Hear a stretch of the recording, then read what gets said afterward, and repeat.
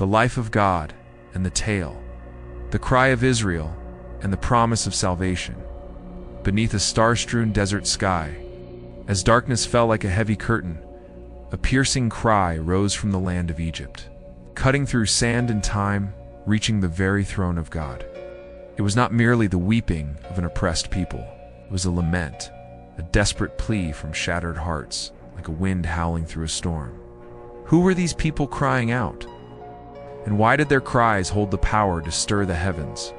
In the eternal realm, where God's love burns brighter than 1,000 suns, a story begins, a tale of chains, hope, and a promise of salvation that would change the world forever. Listen closely, for in those cries, you will hear the heartbeat of a divine soul, a flame that never fades, and a promise guiding humanity through the deepest darkness. In the land of Egypt, under the scorching desert sun, the Israelites languished in misery, like caged birds yearning for freedom. They were the descendants of Abraham, Isaac, and Jacob, promised by God a land flowing with milk and honey. But now, that dream was a faint memory, buried beneath the towering pyramids they were forced to build. Their hands bled, dragging massive stones across burning sand, each step a dagger in their souls. The crack of overseers' whips echoed like thunder in the desert, mingling with the groans of the enslaved. Children cried for milk in tattered tents, their young eyes filled with fear. Elders' faces etched with sorrow whispered tales of God, their voices fading in the wind. Young men, once ablaze with dreams of freedom, now bowed their heads, eyes dulled by dust and despair. Yet in the long nights, as silver moonlight pierced the ragged shelters, they knelt on cold ground, gazing at the starlit sky. Their cries rose like desert winds, anguished yet fierce, carrying pleas from the depths of their souls. "Oh God, do you hear us? Do you see our pain?" Their cries, like a flickering flame in the darkness, never died, for in their hearts the memory of God's covenant still burned. God, enthroned in eternal glory, heard their cries. His heart, an ocean of love and compassion, trembled at the suffering of his people, like waves crashing against stone. He did not turn away, he listened, as a father hears his child's sobs in a storm. In the heavens, his light blazed brighter, as if his love surged to answer the pleas from below.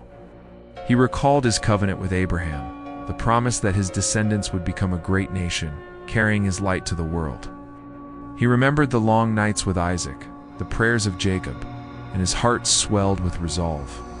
In that sacred moment, God chose to act, not only to break the chains of Egypt, but to rekindle faith, to ignite the flame of hope in their hearts. He looked upon the desert, where suffering souls cried out, and his heart whispered, "I have heard, and I will act." Far from Egypt's cruelty, in the barren land of Midian, a man named Moses lived quietly, a shadow among sand and stone. Moses had grown up in Pharaoh's palace, raised in luxury, but his heart belonged to the Israelites, his oppressed kin. In a moment of righteous anger, he killed an Egyptian overseer to protect a slave, an act that forced him to flee. He left behind splendor, becoming a solitary shepherd, guiding flocks through desolate valleys where hot winds whispered of forgotten dreams. Moses believed his destiny had forsaken him, that he was but a grain of sand lost in life's desert. But God never forgets those he has chosen. One afternoon, as the sunset painted the horizon red, Moses led his flock near Mount Horeb, and a wondrous sight appeared. A bush burst into flames, its fire radiant as the sun, yet its branches remained unconsumed. Moses stood frozen, his heart pounding, as if the desert itself spoke, whispering of something greater than he had ever known. "I am the God of your fathers, the God of Abraham, Isaac, and Jacob." A voice resounded, deep as thunder, yet gentle as a night breeze. "Moses, I have seen the affliction of my people in Egypt. I have heard their cries. Go, lead them out of bondage." Moses knelt, trembling before the magnitude of the call. "Am I to do this?" he cried, his voice breaking with doubt and fear. "I was but a shepherd, An exile, how could he face Pharaoh and an empire? But God replied, his voice like a warm flame, I will be with you. This fire will guide your path. That promise, like the light from the burning bush, kindled a new flame in Moses' heart, a flame of faith and hope. Moses returned to Egypt, carrying a simple wooden staff and a fragile faith, though his heart was heavy with apprehension. He stepped into Pharaoh's palace, where towering columns and ornate walls spoke of unassailable power. Pharaoh, who claimed divinity, sat on his throne, his eyes cold as granite, gazing at Moses with disdain. "Let my people go," Moses declared, his voice ringing like a challenge, though his heart raced before the king's majesty. Pharaoh scoffed, his laughter like a lion's roar. "Who is this God of yours that I should obey? A shepherd dares command me." He waved his hand, ordering harsher burdens for the Israelites. And the whips cracked louder, their cries echoing through muddy fields. The people looked at Moses with despair, as if he had brought more suffering instead of hope. "What have you done to us?"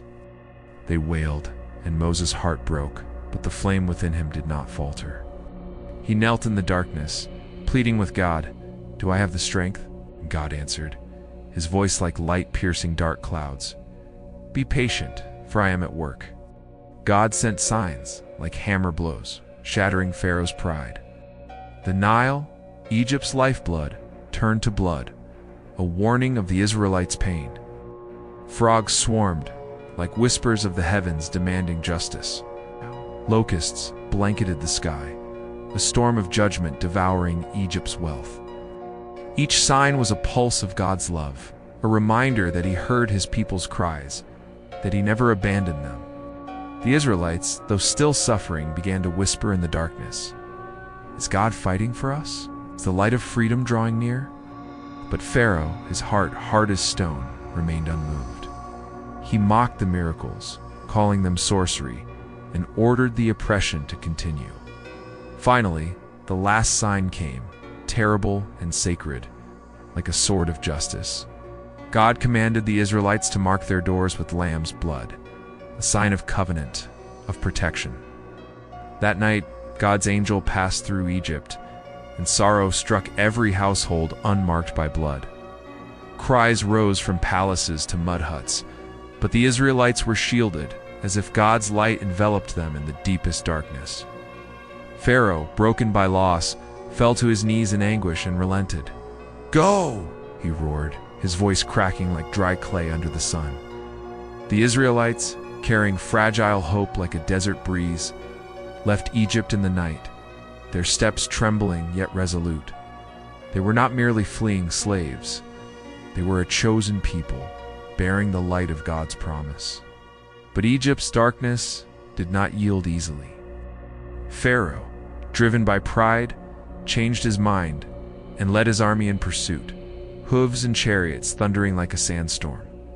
The Israelites, standing before the Red Sea, felt despair's shadow return, like a predator stalking its prey.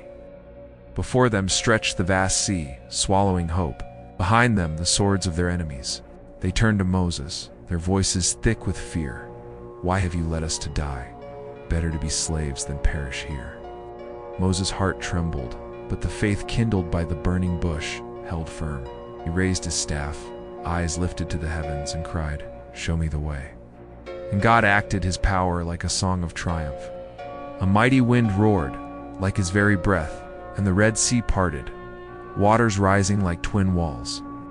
The Israelites walked on dry seabed, moonlight illuminating their path as if God's light guided them through the abyss. When Egypt's army pursued, the waters closed, swallowing hooves and chariots. A declaration that oppression's darkness could not overcome God's light. The Israelites stood on the far shore singing a song of victory, their voices echoing through the desert, a hymn praising God's love and power.